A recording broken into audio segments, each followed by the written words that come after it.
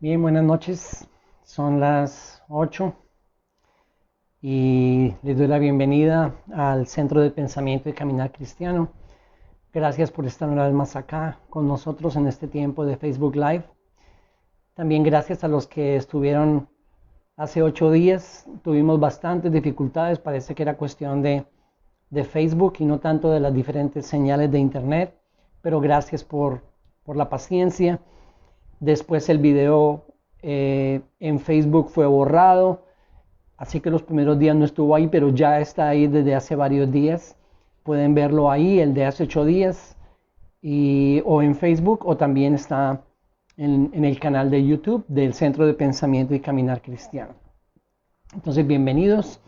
Quiero pedirles que oremos y que el Señor nos ayude con este tiempo, que abra las escrituras para nosotros. También quiero pedirles a ustedes que oren por mí y que oren básicamente por dos cosas. Una, que permanezca yo calmado en este tiempo, y la otra, que no me demore tanto. Así que oremos. Oren por mí por unos momentos y luego yo voy a comenzar.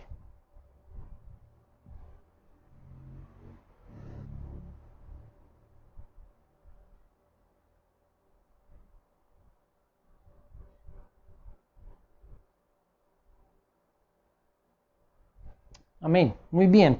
Hice el video promocional para este tiempo de hoy bastante sugestivo, con el propósito de llamar la atención y también de ponerlos a pensar un poquito.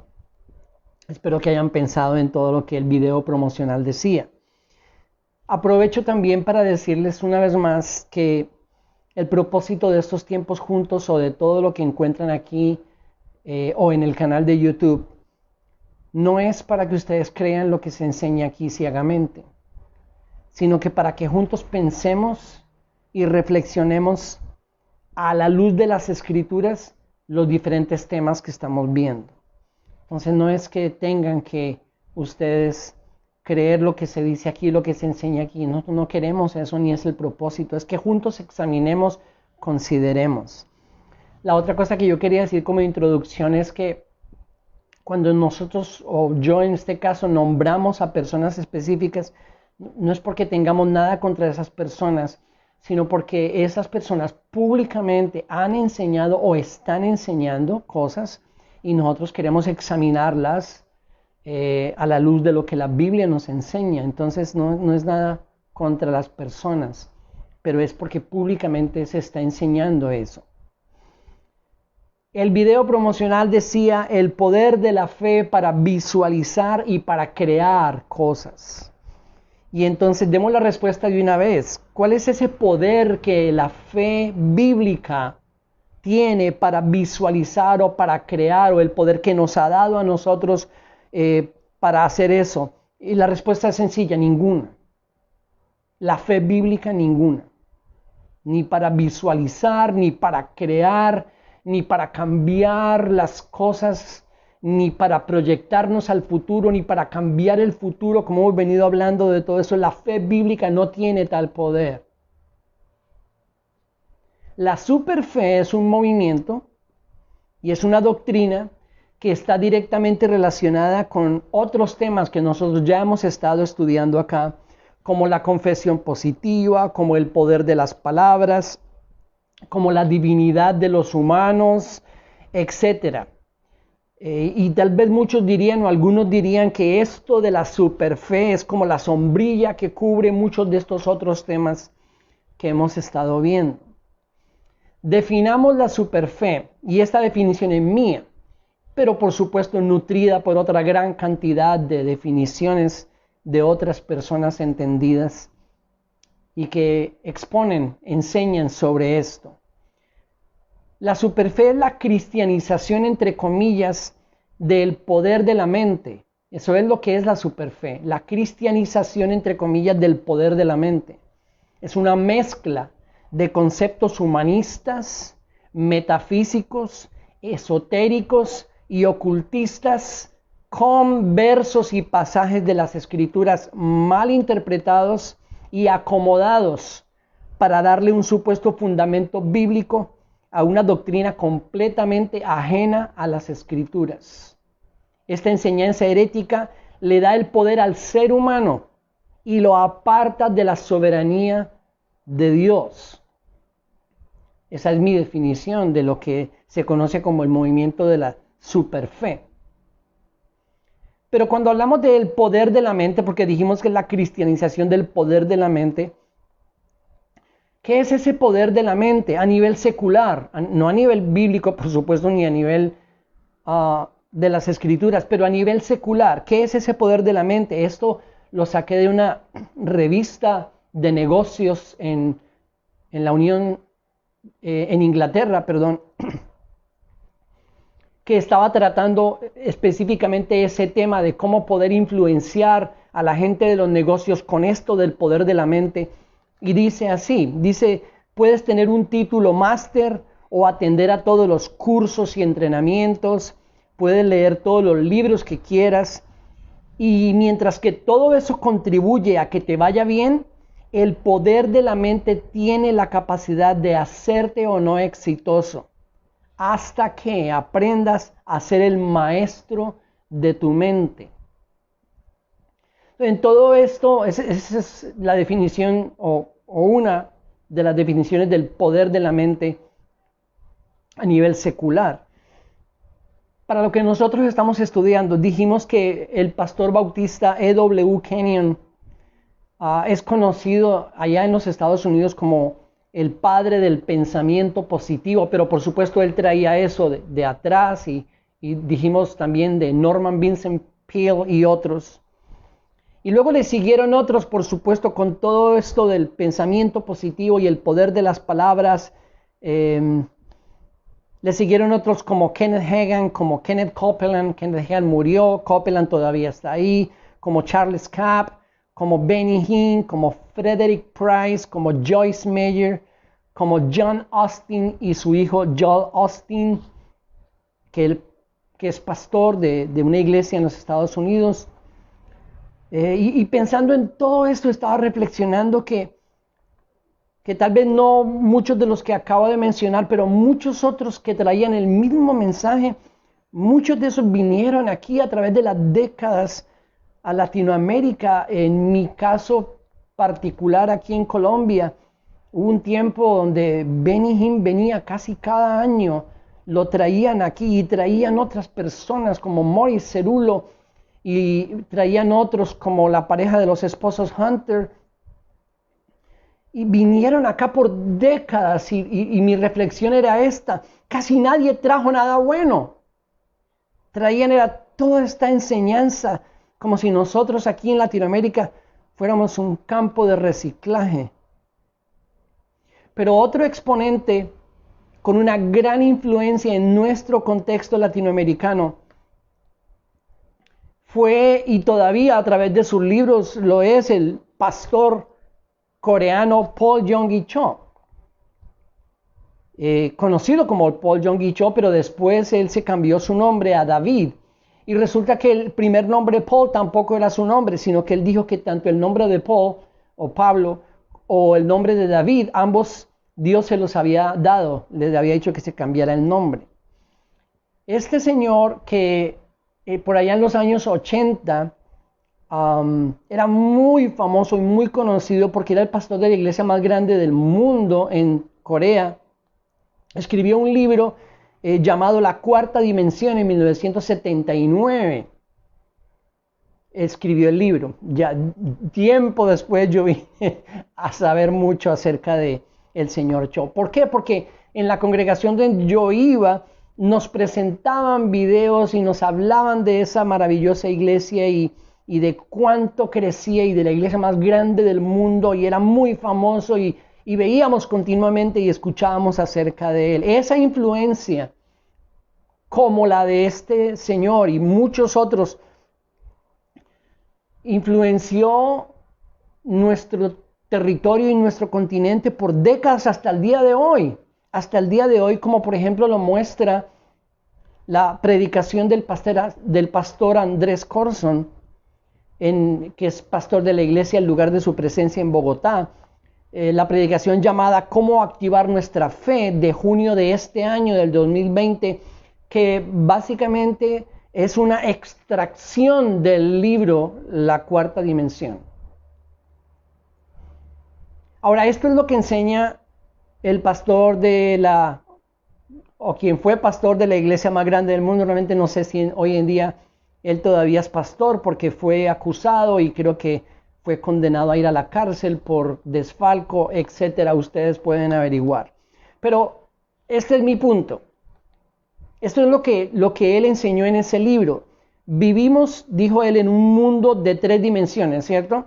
Pero hay una cuarta a la que solo se entra por la fe, dijo David Yonggi Cho.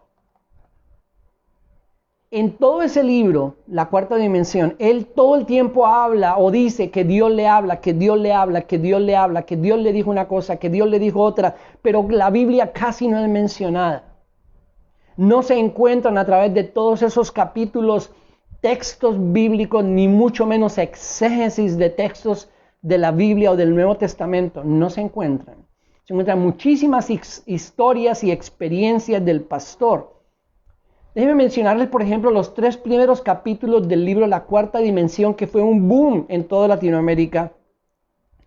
Los 3 primeros capítulos. Capítulo número 1, la incubación, una ley de la fe. La incubación, una ley de la fe. Capítulo número 2, la cuarta dimensión. Y el capítulo número 3, el poder creativo de la palabra hablada. Y ese libro todavía está ahí y ustedes lo pueden encontrar en internet. No es muy largo, lo pueden leer. Eso sí, con la madurez debida. Pero yo traje algunos apartes de lo que él dice en ese libro. Por ejemplo, en el capítulo 3, en la página 63, el pastor David Yonggi Cho dice lo siguiente, comillas, quote, así aprendí un secreto. Antes que usted pronuncie la palabra, el Espíritu Santo no tiene el material adecuado con el cual crear. Yo podría decir que, en otras palabras, el Espíritu Santo está maniatado hasta que nosotros demos la palabra creativa. Y luego dice, si el Espíritu Santo imparte fe a su corazón para remover una montaña, no mendigue suplicando que la montaña sea removida. Mejor dé firmemente la palabra. Desarráigate y plántate en el mar y ella lo hará. Si usted aprende esto y adopta la costumbre de hablar bajo la unción del Espíritu Santo y con la fe que Dios le da, comenzará a ver muchos milagros en su vida. Cierro comillas. Repito, capítulo 3, página 63. Otro aparte del libro dice lo siguiente. En una ocasión, que una pareja que él había casado, lo llamaron y le dijeron, nos vamos a divorciar. 2 años después, él los casó, luego los llamaron y le dijeron, nos vamos a divorciar, no queremos consejo suyo, simplemente venga y bendiga nuestro divorcio. Eso es lo que él dice en su libro. Entonces él, muy enojado, abro comillas, dice, me puse a orar y entré inmediatamente en la cuarta dimensión. Ya que visiones y sueños son el lenguaje del Espíritu Santo en la cuarta dimensión, yo podía incubar en la tercera dimensión y corregirla. Entonces oré y mientras oraba tuve un toque de fe y en el nombre de Jesús cambié la situación en la cuarta dimensión. O sea, la situación que se está dando en la tercera, él la cambió en la cuarta. La cuarta dimensión y su tremendo poder positivo eran míos. Capítulo 3, página 64. Por supuesto que en su libro y en este movimiento de la superfe, que él simplemente es un exponente, lo estoy mencionando mucho porque de mucha influencia en nuestro continente a través de todas estas décadas pasadas. Por supuesto que él habla de visualizar. Y era algo que también estaba en nuestro video promocional. ¿Qué es eso de visualizar? Primero déjenme decirles lo que es visualizar para el mundo secular. para ese mundo del poder de la mente, porque es muy parecido y muy similar a lo que ellos enseñan después, cristianizando todos esos conceptos. Dice un concepto secular de esta misma revista: la mente no sabe lo que es real y lo que no es real. Puedes imaginarte dando una presentación o ganando un contrato de negocios y tu cerebro procesará la experiencia como si en verdad estuvieras haciéndolo. Esto es visualización. Entonces, básicamente algo que no está ocurriendo, pero yo comienzo a visualizarlo en mi mente y mi cerebro comienza a procesar esa experiencia y la hace real. Donde pongas tu enfoque y atención es donde tu energía fluirá. En el caso de la enseñanza de la superfe, ya no es la energía, sino la fe. Puedes usar esta energía para crear una nueva realidad en tu interior, donde te ves y te experimentas al máximo. Igualmente puedes malgastar tu energía preocupándote, imaginándote lo peor, y eso evitará tu éxito y te hará infeliz. Cierro comillas y termino esa definición de visualizar. Por ejemplo, el pastor Corson, en su mensaje de cómo activar nuestra fe, él dice que fe y visión son lo mismo. Y él dice que necesitas visualizar lo que deseas. Y da un ejemplo de: si tú quieres un carro, ve al distribuidor y mira el carro que quieres y llévate esa imagen y comienza a visualizar ese carro que quieres. Lo mismo dijo el pastor David Yonggi Cho en su libro, porque en las primeras páginas de su primer capítulo, él cuenta cómo él estuvo embarazado de una silla, un escritorio y una bicicleta por varios meses. Todo esto lo dicen con un supuesto fundamento en la palabra de Dios, y específicamente uno de los textos que usan es Hebreos capítulo 11, versículo 1. Así que vamos a ir por favor a nuestras Biblias y vamos a ir a Hebreos capítulo 11, versículo 1. Porque todo esto que yo acabo de leer y mencionar en todas estas exposiciones y predicaciones y en los libros, supuestamente gran parte de eso, si no todo, tiene su énfasis y su fundamento en este texto. Hebreos capítulo 11, versículo 1. Dice este texto de Hebreos 11:1: ahora bien, estoy leyendo en la versión de las Américas. Ahora bien, la fe es la certeza de lo que se espera y la convicción de lo que no se ve. Repito, ahora bien, la fe es la certeza de lo que se espera y la convicción de lo que no se ve. Entonces, según todos estos exponentes de la superfe, esto es lo que es la fe cuando nosotros trabajamos en esa convicción. Cuando nosotros logramos llegar a ese punto de certeza y de convicción, ya sea visualizando o empollando o estando embarazados o incubando o cualquiera de esas palabras que se usan. Eso es lo que significa este texto. Por supuesto que no es lo que significa este texto. El señor Kenyon y el señor Hagan y el señor Copeland y el señor Yonggi Cho y el señor Joel Austin y el señor John Austin y el señor Benny Hinn y el señor Claudio Freyson y el señor Guillermo Maldonado y el señor Carlos Cash Luna y el señor Ronnie Chávez y el señor Ricardo Rodríguez, el señor Eduardo Cañas, el señor Andrés Corson y miles más usaron y siguen usando un texto fuera de su contexto para fundamentar todas sus habladurías. Eso es usar un texto fuera de contexto.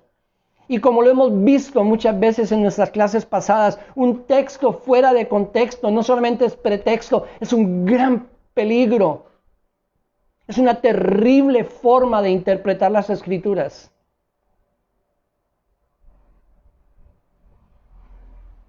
Y créanme que por eso les pedí que oraran por mí para que permaneciera calmado. Porque es complicado, es difícil estar calmado después de estudiar estos 2 capítulos o estos 3 capítulos de este libro. Tenemos que No es que queramos, es que tenemos que entender este verso en su contexto.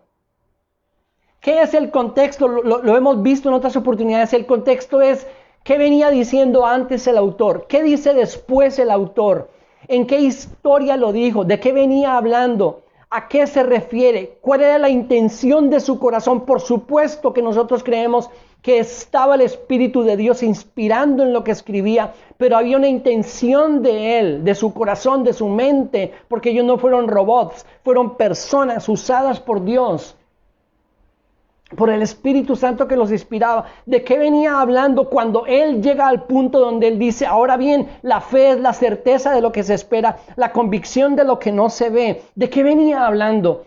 ¿Cuál era el contexto donde lo dijo? ¿Qué dice el capítulo anterior? ¿Qué dice el capítulo posterior? ¿Qué dice el libro? ¿Qué dice el mismo capítulo donde lo dice?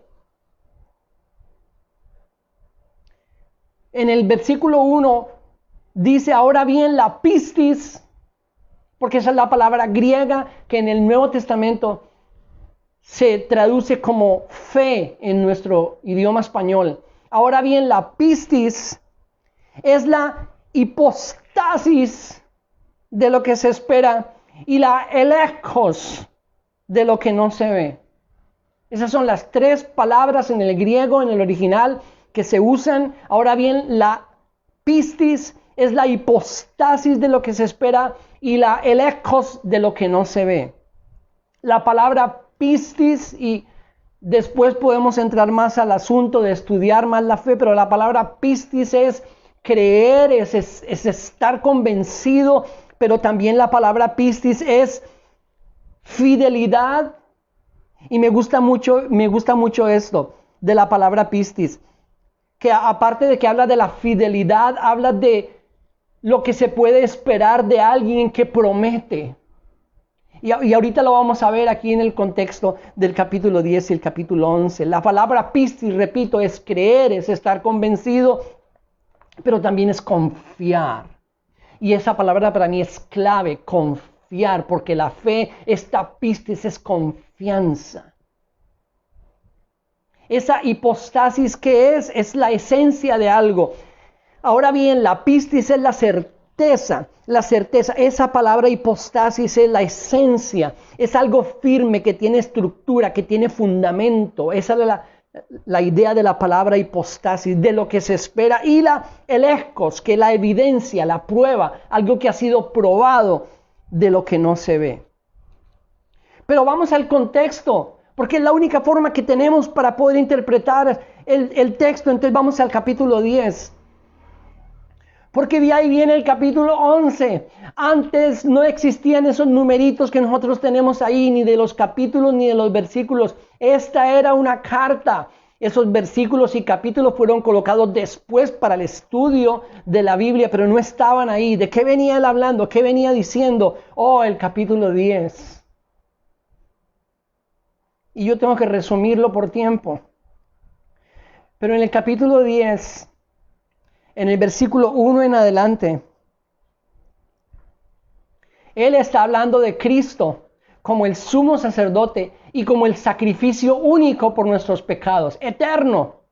Entonces él les dice en el versículo 1 del capítulo 10, pues ya que la ley solo tiene la sombra de los bienes futuros y no la forma misma de las cosas, nunca puede, por los mismos sacrificios del Antiguo Testamento, de los animales que ellos ofrecen continuamente año tras año, hacer perfectas a los que se acercan. Nunca esos sacrificios del Antiguo Testamento podían hacer perfecto a nadie. De otra manera, versículo 2, no habrían cesado de ofrecerse, ya que los adoradores, una vez purificados, no tendrían ya más conciencia de pecado. Pero no fue así, porque todo el tiempo tenían que estar presentándolos. Versículo 3, pero en esos sacrificios hay un recordatorio de pecado año tras año, porque es imposible que la sangre de toros y de machos cabríos quite los pecados. Por lo cual, versículo 5, al entrar él, Cristo, en el mundo, dice, sacrificio y ofrenda no has querido, pero un cuerpo has preparado para mí. En holocaustos y sacrificios por el pecado no te has complacido. Entonces dije, versículo 7, he aquí yo he venido, en el rollo del libro está escrito de mí, para hacer, oh Dios, tu voluntad. Habiendo dicho arriba, sacrificios y ofrendas y holocaustos y sacrificios por el pecado, no has querido, ni en ellos te has complacido, los cuales se ofrecen según la ley. Entonces dijo, he aquí yo he venido para hacer tu voluntad. Él quita lo primero para establecer lo segundo. Por esa voluntad hemos sido santificados mediante la ofrenda del cuerpo de Jesucristo ofrecida de una vez para siempre. Ciertamente, todo sacerdote está de pie día tras día ministrando y ofreciendo muchas veces los mismos sacrificios que nunca pueden quitar los pecados, pero Él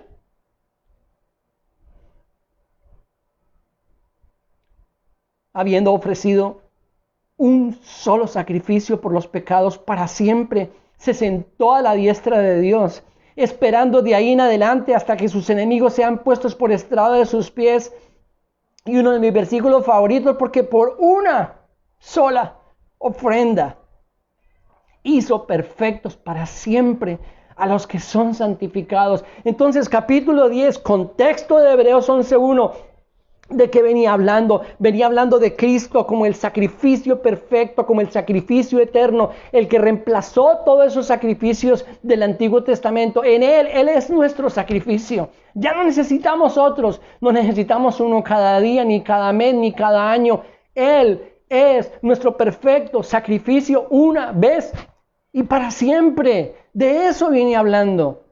Y luego, lo que comienza a hacer el escritor del libro de los Hebreos, que no estamos absolutamente seguros de quién fue, comienza a exhortar a estos hermanos a perseverar en esa fe, teniendo semejante fundamento, teniendo semejante sumo sacerdote, teniendo semejante sacrificio eterno.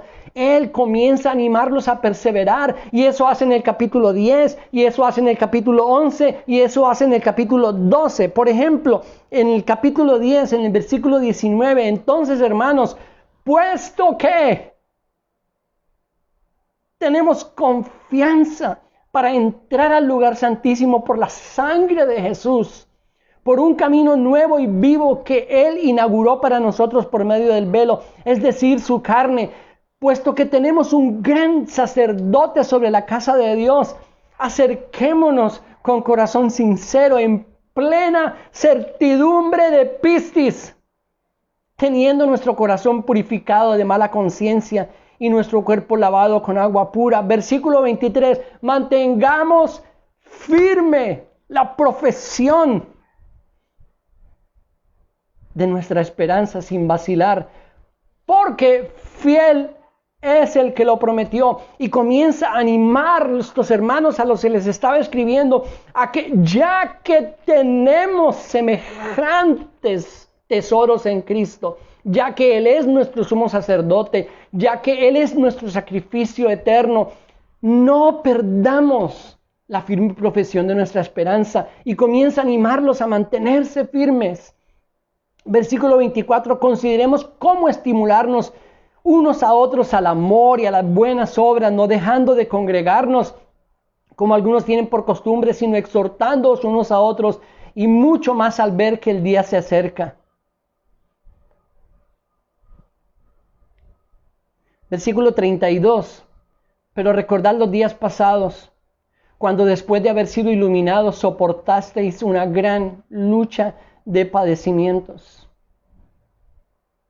Por una parte, siendo hechos un espectáculo público en oprobios, en aflicciones, y por otra, siendo compañeros de los que eran tratados así, porque tuvisteis compasión de los prisioneros y aceptasteis con gozo el despojo de vuestros bienes, sabiendo que tenéis para vosotros mismos una mejor y más duradera posesión. Por tanto, no desechéis vuestra confianza, la cual tiene gran recompensa, porque tenéis necesidad de paciencia para que cuando hayáis hecho la voluntad de Dios obtengáis la promesa. Hermanos, no desmayen. Está animando a estos hermanos basados en lo que él había explicado en los primeros versículos del capítulo 10, pero también esta gente que había sufrido persecución, que había sufrido oprobio, que había sufrido muchos de ellos cárceles y vergüenzas, y también el despojamiento de sus bienes materiales.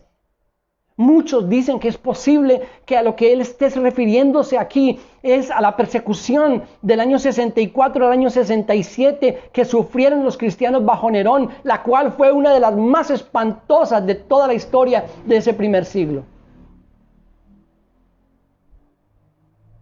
Exhortación a perseverar, no desmayemos. Miren las promesas que tenemos. Miren el sumo sacerdote. Miren el sacrificio que Cristo es para nosotros. No desmayemos. Sigamos firmes, aún en medio de la persecución, aún en medio de la vergüenza, aún en medio de la cárcel a la que fueron sometidos, aún cuando les fueron quitados sus bienes materiales. No desmayemos. ¿Por qué? Siguiente punto del contexto. Porque siempre ellos fueron exhortados y animados a tener sus ojos puestos en la recompensa eterna.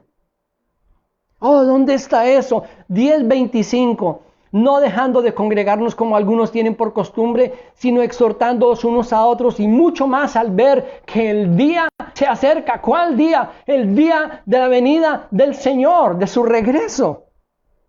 Versículo 34. Porque tuvisteis compasión de los prisioneros y aceptasteis con gozo el despojo de vuestros bienes, sabiendo que tenéis para vosotros mismos una mejor y más duradera posesión, donde aquí no, allá.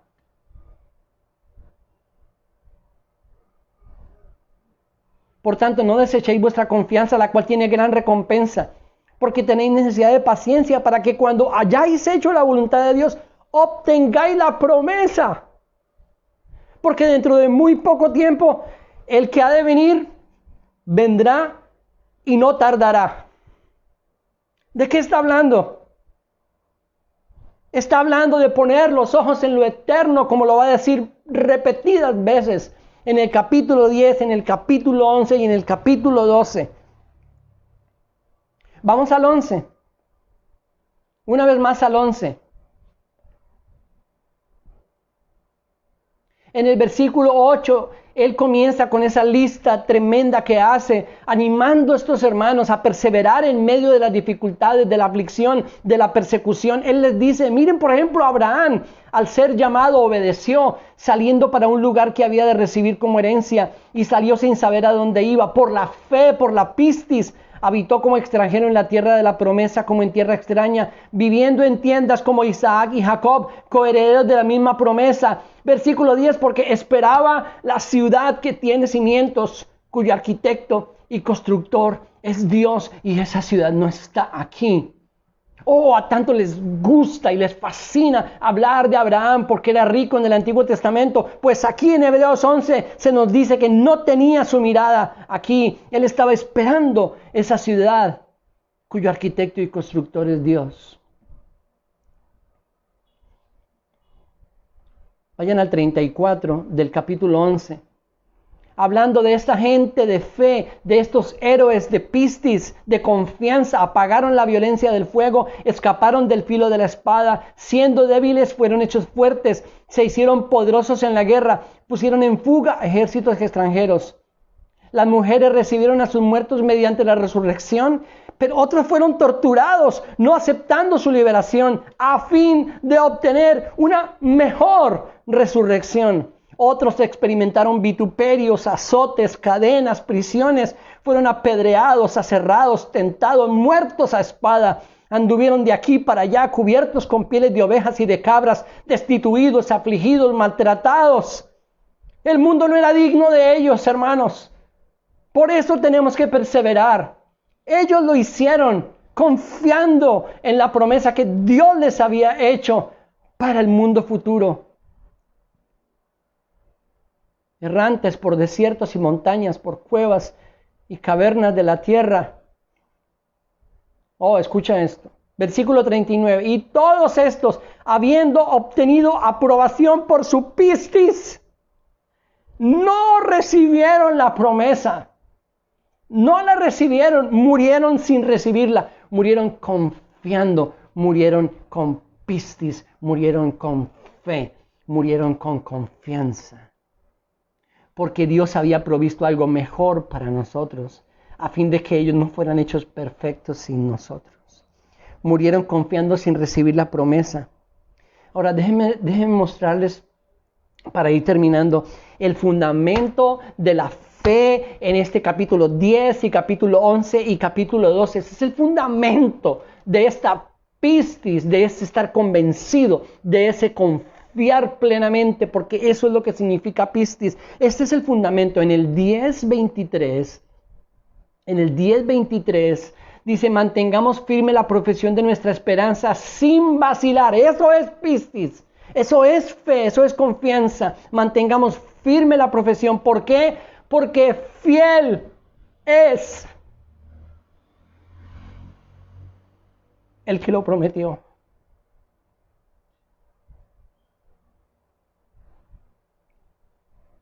Y una vez más en el capítulo 11, en el versículo 11 dice: también por la fe Sara misma recibió fuerza para concebir aún pasada ya la edad propicia, pues consideró fiel al que lo había prometido.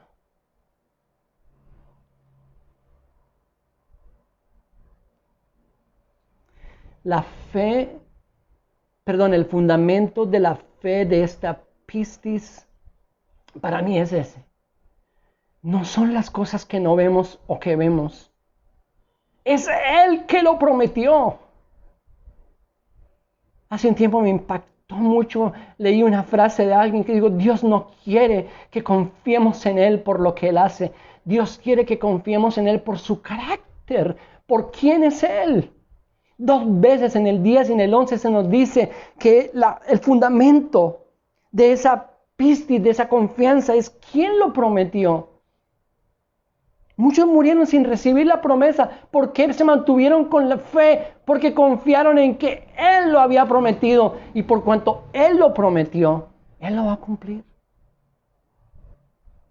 Hermanos, la fe que describe Hebreos 11:1, esta pistis es la fe de un pueblo comprado con sangre, de un pueblo sufriente y perseguido, que confían en la fidelidad de aquel que les ha prometido una recompensa eterna con Él. ¿Cómo entonces viene alguien a decirme que esta fe de Hebreos 11:1 es estar embarazado de un televisor de pantalla plana o de un carro del color plateado que quiero? No puedo con eso. No podemos con eso. No es. Por supuesto que no es. No es la pistis de Hebreos 10, ni del 11, ni del 12. Después de la lista del capítulo 11, el escritor en Hebreos 12 lo que nos dice es: pero no vayan a poner sus ojos en ninguno de esos. En ninguno del capítulo 11, no vayan a poner sus ojos ahí. Les voy a decir en quién pongan sus ojos.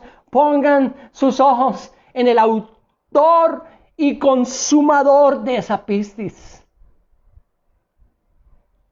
Puestos los ojos en Jesús, versículo 2 del capítulo 12, el autor y consumador de la pistis, quien por el gozo puesto delante de Él soportó la cruz, menospreciando la vergüenza, y se ha sentado a la diestra del trono de Dios.